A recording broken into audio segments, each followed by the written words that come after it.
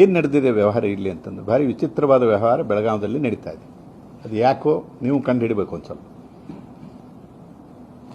ಆಸ್ತಿ ನಂದು ಅಂತ ಒಬ್ಬನು ಬರ್ತಾನೆ, ಬಂದು ಫೇಕ್ ಡಾಕ್ಯುಮೆಂಟ್ಸ್ ಕ್ರಿಯೇಟ್ ಮಾಡಿ ಬೇರೆಯವನ ಆಸ್ತಿನ ರಿಜಿಸ್ಟರ್ ಮಾಡಿ ಮಾರಾಟ ಮಾಡ್ತಾನೆ. ಅವನಿಗೆ ಗೊತ್ತಿಲ್ಲ, ಅವನಿಗೆ ಸಂಬಂಧ ಇಲ್ಲ, ಗೊತ್ತಿಲ್ಲ, ರಿಯಲ್ ಓನರ್ಗೆ ಅದು ಏನೂ ಗೊತ್ತಿಲ್ಲ. ಬಟ್ ಆಸ್ತಿ ಹ್ಯಾಂಡ್ಸ್ ಚೇಂಜ್ ಆಗ್ತದೆ, RTCಯಲ್ಲಿ ರೆಕಾರ್ಡ್ಸ್ ಚೇಂಜ್ ಆಗ್ತದೆ. ಆನಂತರ ಅವನಿಗೆ ಗೊತ್ತಾಗ್ತದೆ. ಗೊತ್ತಾಗಿ ಹೋಗಿ ನೋಡಿ ಕೇಳಿದರೆ ಅವನು ಯಾವನೋ ಒಬ್ಬನು ಬಂದು ದಾಖಲೆಗಳನ್ನು ಕೊಟ್ಟು ಇವನ ಹೆಸರು ಹೇಳಿ ರಿಜಿಸ್ಟರ್ ಮಾಡ್ತಾರೆ. ಇಂಥವು 3 ಪ್ರಕರಣಗಳು ನಮಗೆ ಬಯಲಿಗೆ ಬಂದಿದೆ.